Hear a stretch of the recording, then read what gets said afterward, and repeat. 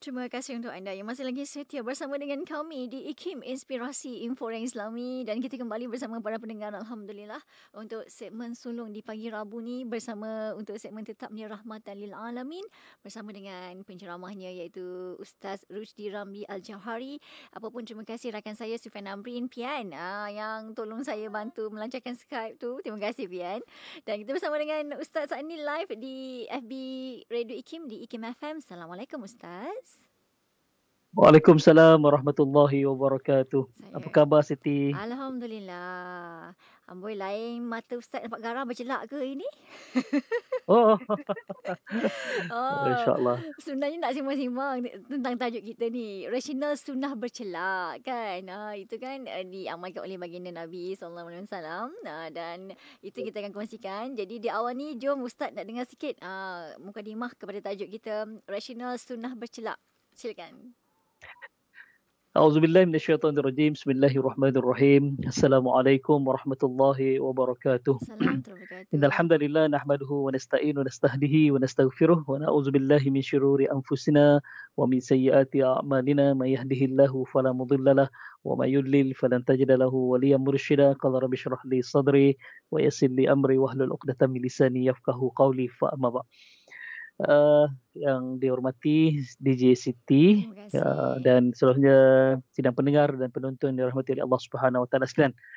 Alhamdulillah, setinggi kesyukuran kepada Allah Subhanahu Wa Taala kerana kita masih diberikan ujian oleh Allah sebagai tanda kasih sayangnya. Kita kena tahu bahawa ujian ini adalah cubitan kasih sayang daripada Allah.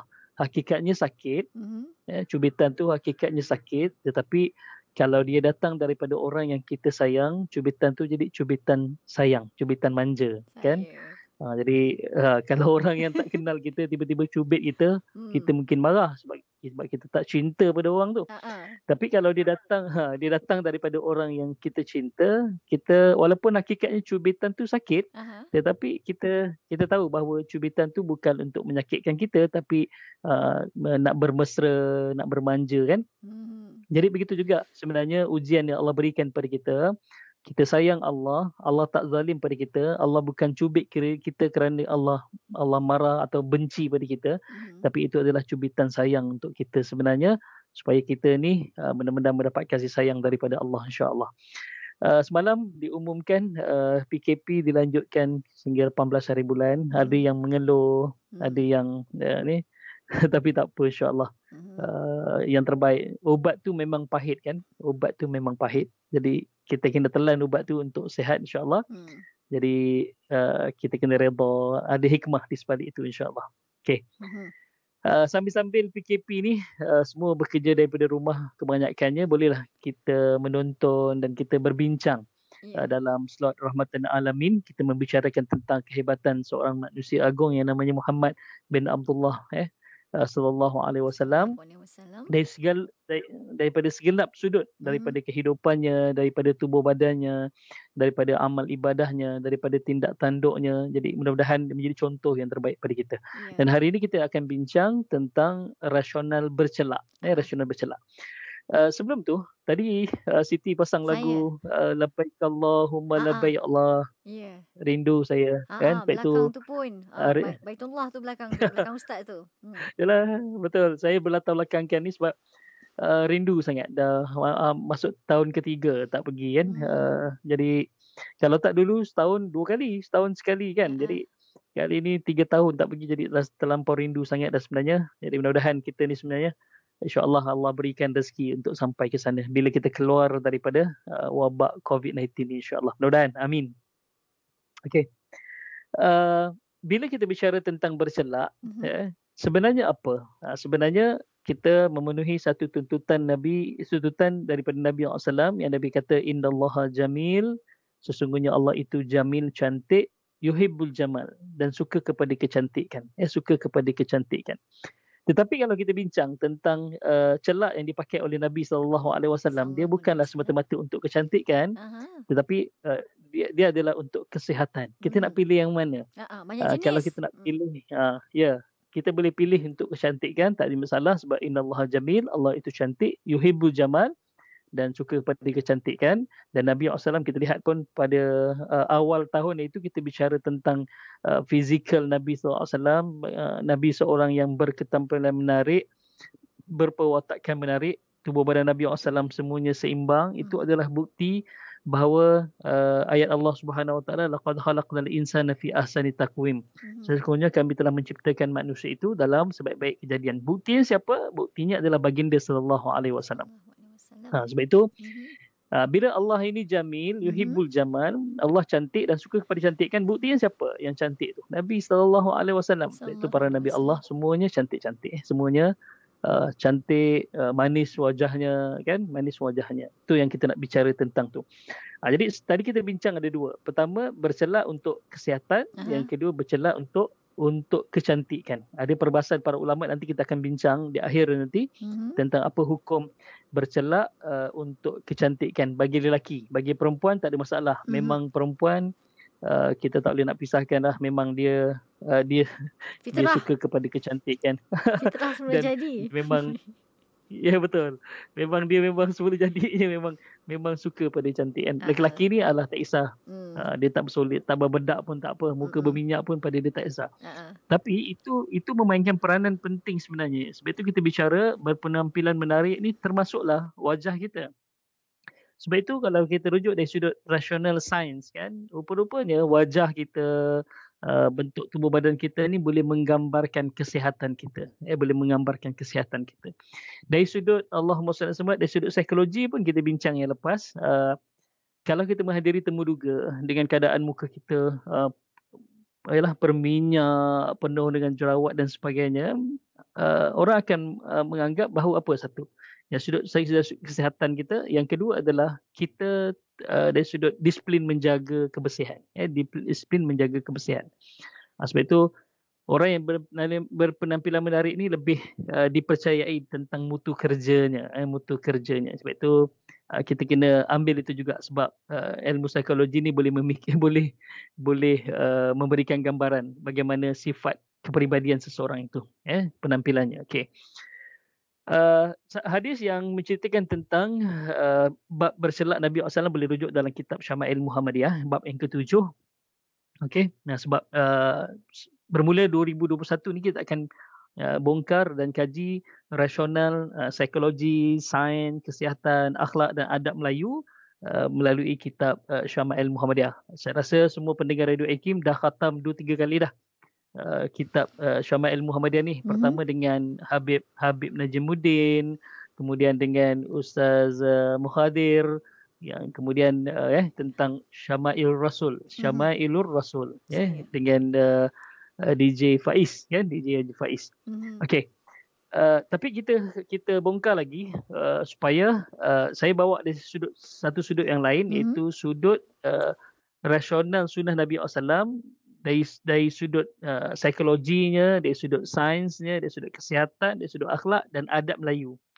Itu yang kita lebih nak mewarnai, nak memberikan info daripada sudut pandang yang lain, kan, supaya kita dapat mengamalkan dan seronok mengamalkan. Sebab itu rahmatil alamin maksudnya ialah Nabi turun pada kita sebagai rahmat, untuk menyebarkan kasih sayang, dan seterusnya Nabi diutus kepada kita sebagai tanda kasih sayang Allah Subhanahu Wa Taala pada kita. Okey. Kalau kita rujuk daripada Ibnu Abbas dan Abdullah bin Umar radhiyallahu an, dia sebut kata alaikum bil ithmi, sebut alaikum bil ithmi, hendaklah kamu bercelak dengan ithmi, fa innahu yajlul basar wa yumbitu sya'ar, kerana dia dapat menajamkan pandangan, penglihatan, wa yumbitu sya'ar, dan menumbuhkan ataupun melebatkan bulu mata. Jadi daripada hadis ni dah ada rasionalnya. Bercelaklah dengan ithmid. Nanti kita bicara tentang apa itu ithmid, bagaimana dia boleh melebatkan bulu mata dan bagaimana dia boleh menajamkan pandangan. Dan rasional dalam ni disebut jelas oleh Nabi SAW ialah sebab bercelak dengan ithmid ni yajlul basar, dia menajamkan pandangan, menyihatkan mata, wa yumbitu sya'ar. Yang kedua adalah dia melebatkan bulu mata dan menumbuhkan bulu mata. Atau nanti kita bincang dari sudut sains bagaimana dia boleh berlaku tentang itu. Hadis yang kedua daripada Ibnu Abbas radhiyallahu an, disebut bahawa اكتهلوا بالإثم فإنه يجل البصر وينبت الشعر وزعم أن النبي صلى الله عليه وسلم كان له مكحولة يكتهل منها كل ليلة ثلاثا في هذه وثلاثة في هذه. Kata Ibnu Abbas, Nabi SAW bersabda, bercelaklah kamu dengan ismit kerana dia dapat menajamkan pandangan, melihatkan mata, wa yumbitu sya'ar, melebatkan bulu mata, dan waza'ama, maksudnya perawi ni dia kata kanat lahu mukhulah, Nabi memiliki satu bekas celak, yaktahilu minha kulla lailah, Nabi akan bercelak dengannya pada setiap malam. Salasatan fi hadhihi, 3 kali mata kanan, lepas tu wasalasatan fi hadhihi, 3 kali mata kiri. Jadi memberi syarat pada kita, bercelak ni waktu malam ke? Waktu malam ke? Tu nanti insya-Allah ada satu pantang larang orang Melayu, saya buat kajian. Rupanya masya-Allah kalau kita baca tentang ada satu jurnal kajian daripada UM tentang pantang larang dalam masyarakat Melayu ni, ada yang menyebutkan bahawa orang Melayu pantang bercelak pada waktu malam. Nanti kita bincang tentang tu insya-Allah. Kenapa tu? Okey. Okey. Jadi dia memberi syarat pada kita Nabi bercelak pada waktu malam. Okey. Tu. Hadis daripada Jabir radhiyallahu an, katanya kamu semua hendaklah memakai celak ketika hendak tidur, kerana celak dapat mencerahkan mata dan menumbuhkan bulu mata. Jadi kita dapat dua. Pertama, bercelak dapat menajamkan pandangan, menyihatkan mata. Yang kedua, wayumbitu sya'ar, dapat melebatkan bulu mata. Dan waktu bercelak tu bila? Yang keduanya adalah apa itu ithrit, kita bicara selepas ini, Siti. Okey, kita rehat seketika, kembali selepas ini. Jadi anda jangan ke mana-mana. Terus setia bersama dengan kami di IKIM, Inspirasi Inforea Islami.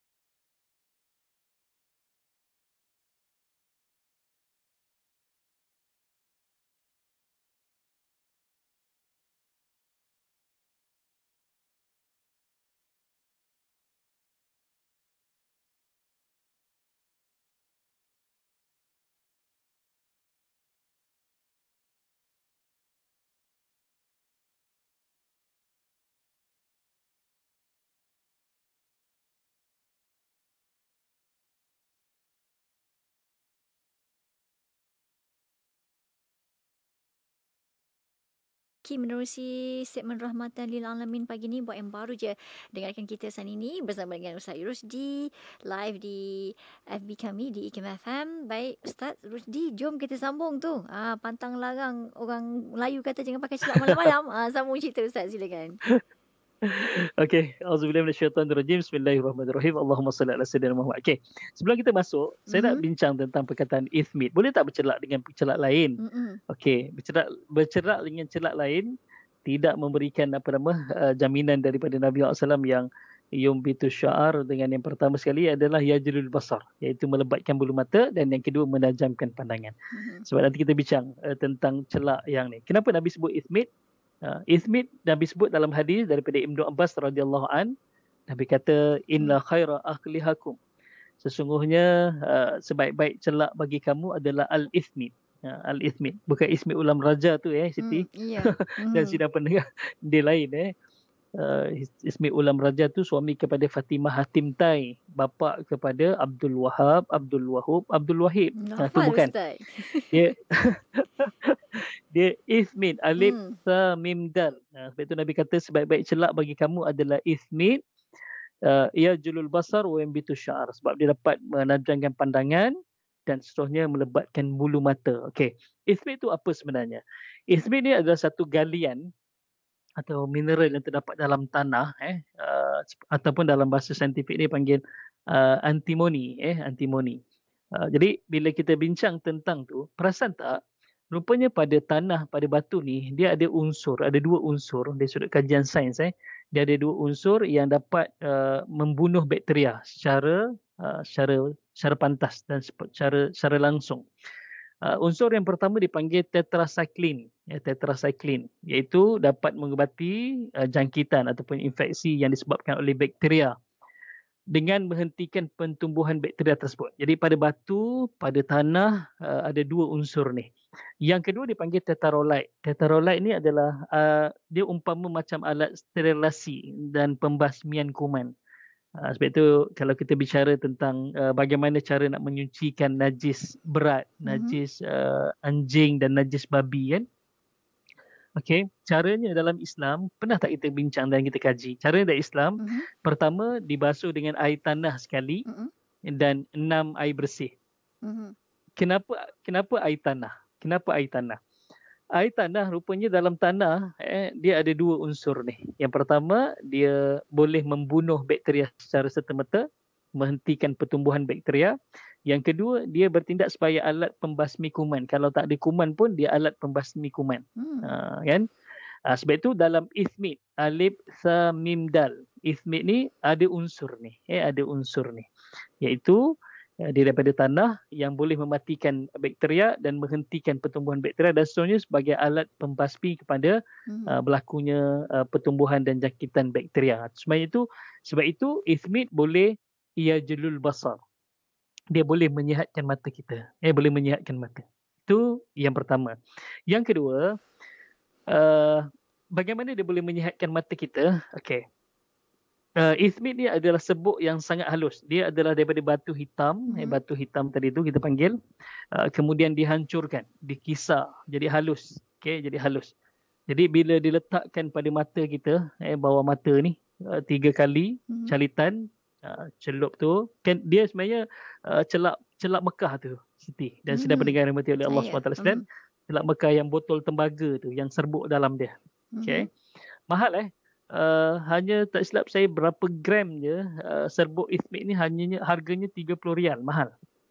Memang mahal. Kalau yang celak pensel tu RM10 dapat 3 dapat 3. Kadang-kadang RM10 dapat 5 kan. Kadang kalau pergi dekat sana kullu syai' rial lain, setiap barang RM2 dia ada kedai tu. Dia dapat satu tu RM2. Okey. Itu bukan celak yang kita nak. Yang kita nak adalah celak yang disebut oleh Nabi SAW adalah ithmit. Okey. Sebab dia adalah serbuk halus. Bila diletakkan pada mata kita ni, bawah mata kita, okey. Di awal seorang manusia tu tidur, tahi matanya sifatnya cecair. Okey, bila dia tidur lama, dia terdedah pada udara, barulah cecair tadi dia akan jadi berketul-ketul. Dia akan jadi keras, sebab terdedah pada udara. Di awal tidur dia keluarnya bentuk cecair. Sebab itu kalau kita nak tahu tahi mata kita awal tidur, kita rasa basah mata kita, itu adalah tahi mata yang peringkat awal. Dia belum lagi terdedah pada udara, jadi sifatnya cecair. Bila cecair bercampur dengan serbuk, Macam kita nak uli tepung gandum, letak Allah SWT air. Terus dia bercampur, terus dia melekat. Sifatnya terus melekat. Jadi kalau ada bakteria, ada kuman yang ada pada mata kita, dia akan termasuk dalam pintalan antara campuran tahi mata yang awal keluar sifat cecair tadi itu, kemudian bercampur dengan serbuk celak tadi itu, dia berpintal dan termasuklah kotoran pada itu.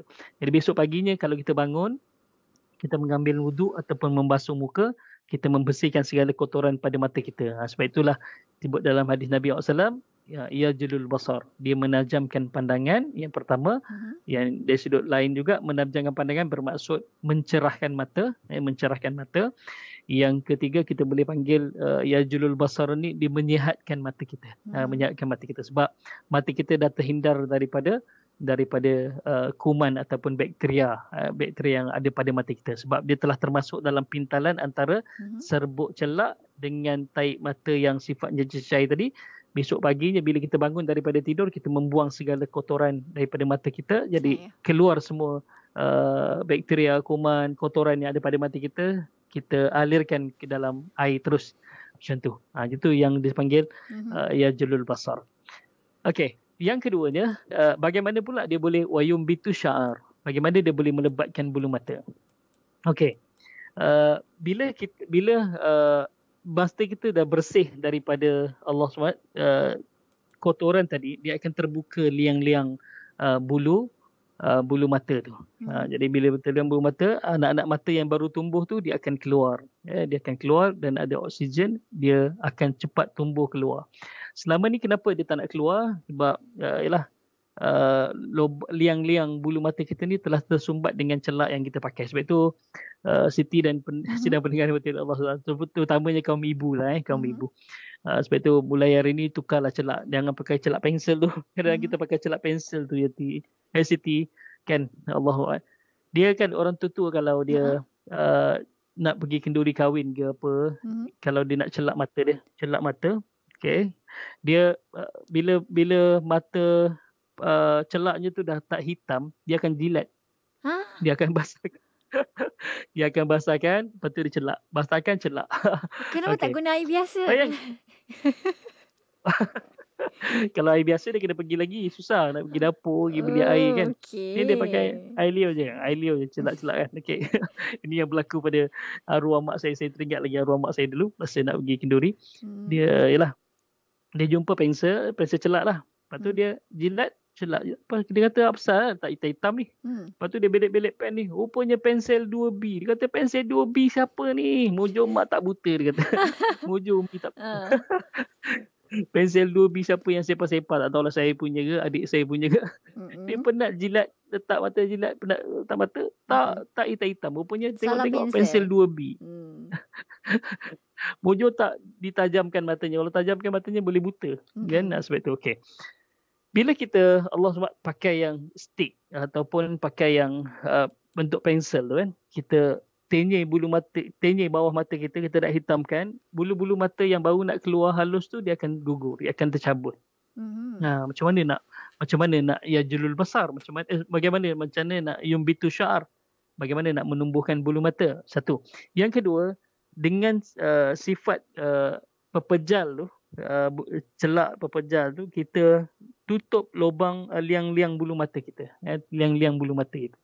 Jadi dia membantutkan pertumbuhan bulu mata. Sebab itulah tak yumbitu sya'ar, dia tidak melebatkan bulu mata. Jadi celak yang terbaik kata Nabi SAW, inna khaira akhlihakum, celak yang terbaik bagi kamu adalah ithmid. Ithmid adalah serbuk celak yang diperbuat daripada mineral, daripada tanah dan batu. Dan kita tahu mineral daripada tanah dan batu ada dua unsur ni, iaitu unsur tetracycline. Pertama, dia mengubati infeksi dan disebabkan oleh bakteria, dia mengubat. Okay. Tetracycline ni unsur dalam tanah batu ni dia sifatnya mengubat. Okay. Yang kedua, tetralite ni adalah dia membasmi. Dua-dua unsur ni. Sebab itu kalau kita terpegang anjing, terpegang babi, bagaimana cara penyuciannya? Pertama, 1 kali air tanah, 6 air bersih. Kenapa air tanah? Rupanya dua unsur dalam tanah inilah dia akan membunuh dan membasmi terus bakteria daripada babi, daripada anjing tadi tu. Daripada babi, daripada anjing tu. Sebab itulah 1 air tanah, 6 air bersih. 6 air bersih adalah untuk menghilangkan kotoran. 1 air tanah untuk membunuh bakteria. Cantiknya Islam tu kan. Rupanya tanah ni dia ada unsur, dia ada unsur yang terbaik untuk kita sebenarnya, yang terbaik untuk kita. Kalau kita rujuk dalam kitab Allahumma salli ala Muhammad, Akhtaul Musallin, Dr. Sadiq Al-Minshawi, dia sebut bahawa Nabi SAW setiap kali lepas daripada membuang air besar, Nabi akan membasuh tangannya dengan pasir, dengan tanah. Tanah, sebab kita tahu bahawa pada najis manusia ni ada satu bakteria dipanggil E. coli, E. coli, yang masuk dalam perut kita boleh menyebabkan keracunan dan sebagainya kan. Jadi kalau kita makan tanpa membasuh tangan ataupun menyentuh makanan tanpa kita membasuh tangan, kalau sekarang gantinya sabun lah kan. Tapi sabun ni pun dia kadang-kadang sifatnya membersih saja, dia tidak membunuh bakteria, kecuali kita pakai sabun yang membunuh bakteria lah. Tapi kalau kita lihat dalam kitab tersebut, Nabi ini basuh tangannya, lepas daripada ini Nabi basuh tangan dengan tanah. Sebab tanah ni secara langsung boleh membunuh bakteria terus. Jadi bila kita guna celak daripada ithmit ini, celak yang daripada batu, mineral daripada dalam tanah, dia Allahumma salli ala Muhammad, dia sifatnya bertindak sebagai tanah untuk membersihkan dan membasmi kuman. InsyaAllah itu yang kita nak bicara, bagaimana dia boleh yumbitu sya'ar, yang kemudian yang pertama boleh yajlul basar, boleh menyihatkan mata. Jadi tertarik dengan satu tadi yang kita sebelum berhenti, ada pantang larang orang Melayu, pantang larang orang Melayu. Okey, kejap saya cari. Okey, satu kajian jurnal bahasa pantang larang masyarakat Melayu dan hubungannya dengan prinsip relevan kognitif dan prinsip relevan komunikatif, daripada Nordiana binti Zamani Hasmida binti Hasan, Akademik Pengajian Melayu Universiti Malaya, satu kajian tentang tu. Dia kaji tentang pantang larang orang Melayu ni. Orang Melayu kata pantang orang Melayu bercelak pada waktu malam kerana dipercayai rupa boleh menjadi hantu. Rupa boleh menjadi hantu. Rupa-rupanya dikaji, masyarakat kita ni dulu dia suka macam tu, walaupun tak ada asasnya, tapi dia ada sebabnya, ada rasional kenapa dia kata tak boleh celak pada waktu malam. Tak boleh celak pada waktu malam sebab Allahumma salli ala Muhammad, malam kan waktunya samar-samar. Kalau sekarang ni ya terang benderang, ada lampu Kalimantan. Dulu hanya menggunakan cahaya lilin dan cahaya pelita sama-sama. Jadi kalau bercelak pada waktu tu, mungkin celak kita comot, dan sebagainya. Itu yang dikata muka jadi hantu. Muka boleh jadi hantu. Bukan boleh jadi hantu pun. Macam dalam kajian ni juga dia sebut tentang pantang orang Melayu duduk atas bantal, nanti buntutnya bisul, dia kata. Sebenarnya tak ada kaitan pun bantal dengan buntut bisul. Cuma tujuannya, rasionalnya kenapa masyarakat Melayu tu, bantal tu jadi penyek lah, jadi rosak. Kekabu dalamnya rosak sebab berat tindih atas bantal tersebut. Yang kedua, bantal tu jadi kotor.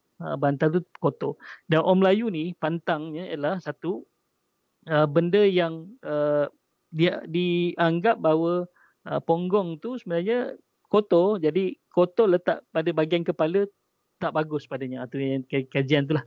Jadi bila kita bicara tentang pantang orang Melayu ni, Siti dan sidang pendengar oleh Allah SWT sekalian, dia secara tak langsungnya macam menyalahi tentang sunnah Nabi SAW. Menyalahi sunnah.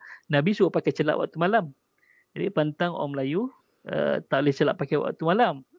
Jadi kita tahulah kenapa orang Melayu dia pantang larang dia tak boleh pakai celak waktu malam, sebab takut comot. Pada kita comot tak ada masalah sebab bukan untuk perhiasan, tapi untuk kecantikan. Jadi menjawab persoalan bercelak sebelum tidur itu adalah untuk kesihatan. Bercelak bila bangkit daripada tidur itu adalah untuk kecantikan, untuk make up. Itu yang kita nak bicara tentang tu, insya-Allah. Okey, nanti kita sambung lagi. Okey, kita rehat sekali lagi. Kali ini sekejap je rehatnya. Kita kembali selepas ini. Terus setia bersama dengan kami di IKIM Inspirasi Inforia Islami. Walaupun zahirnya kita bergerak dengan kehendak diri kita,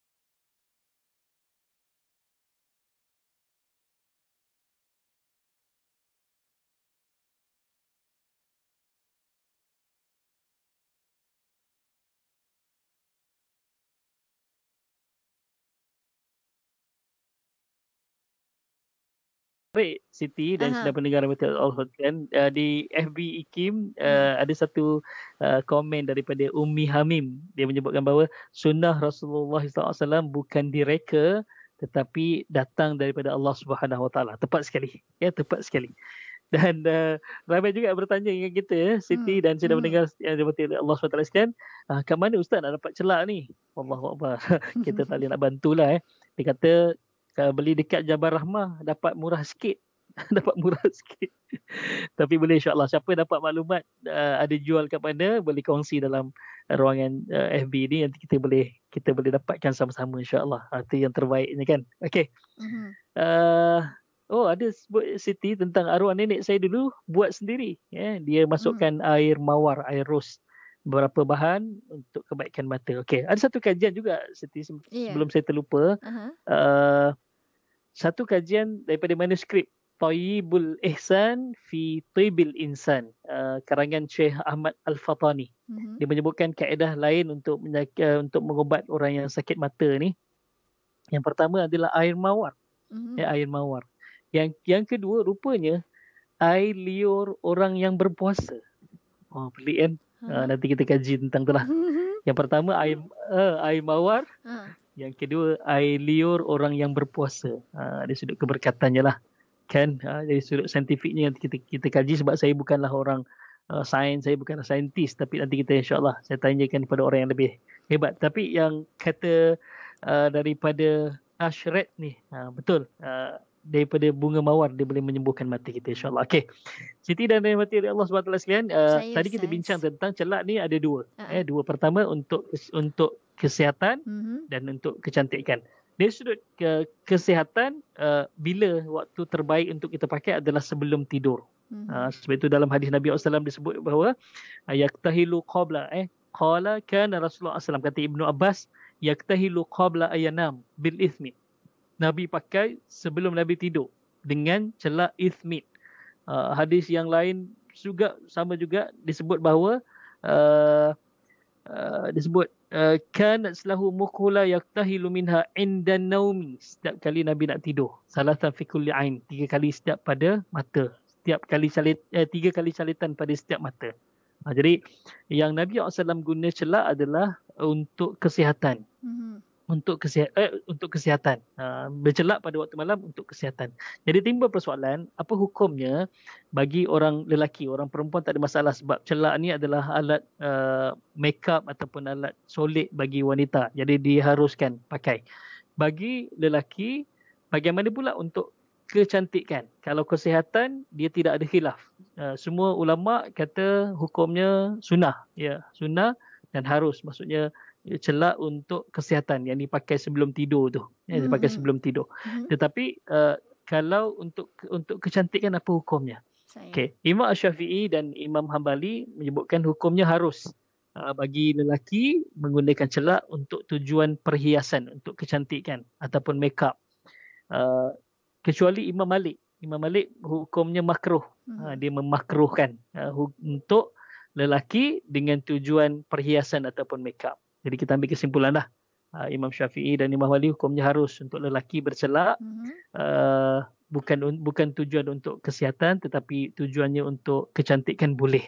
Tapi kita bukan saja nak kecantikan. Kita nak yang dibawa oleh Nabi SAW, yang kita kena kaji adalah manfaatnya untuk kita. Kalau kecantikan tu mungkin sekadar pujian je lah.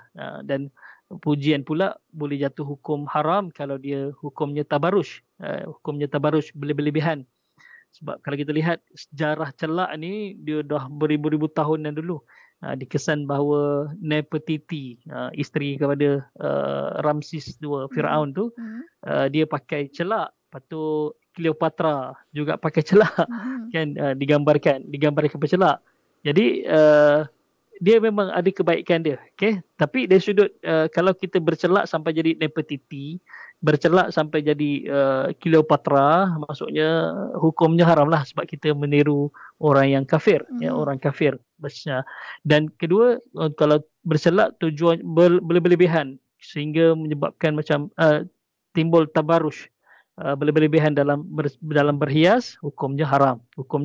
Sebab itu kena tahu dan kena tahu niatnya. Jadi yang terbaiknya kita niat untuk kesihatan, sebagaimana Nabi SAW. Jadi kalau nak untuk kesihatan, kita pakai sebelum tidur. Sebelum tidur. Ataupun kalau mata kita sakit, bolehlah pakai celak pada waktu siang. Tapi untuk yang diajarkan oleh Nabi SAW adalah sebelum tidur. Itu yang kita nak bicara tentang itu. Okey. Okey Siti, saya rasa itu dah yang dapat kita kongsikan hari ni tentang rasional sunnah bercelak. Lepas ni mungkin episod akan datang Ustaz bercelak kot. Ataupun sesiapa yang nak buat boleh untuk menghidupkan sunnah Nabi SAW. Baik, terima kasih kepada Ustaz Rusdi Ramli Al-Jauhari dan juga para pendengar yang dengarkan kita saat ini, yang berikan pandangan itu. Moga perkongsian pagi ini memberi faedah buat kita bersama sedikit sebanyak. Terima kasih Ustaz. InsyaAllah minggu depan nak kongsi pasal tajuk apa pula Ustaz?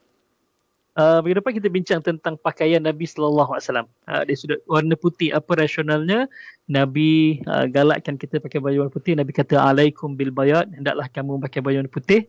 Fa innahu atyab wa athhar, sebab putih ini lebih suci dan lebih bersih. Jadi warna hijau untuk apa? Warna hitam untuk apa? Nabi ada tak baju warna biru, warna merah, warna kuning? Nanti kita akan bicara secara detail tentang pakaian ni. Dan pakaian ni kadang-kadang dia boleh bawa kebaikan pada kita, dan pakaian juga boleh menyebabkan dosa untuk kita. Sebab itu kita akan bicara tentang bagaimana cara dan adab berpakaian. Okey Siti, insyaAllah. Menarik tu tentang warna-warna pakaian minggu depan. Baik, terima kasih banyak-banyak Ustaz dan juga para pendengar. Assalamualaikum Ustaz. Waalaikumsalam warahmatullahi wabarakatuh. Untuk anda teruskan setia bersama dengan kami di IKIM Inspirasi Inforia Islami.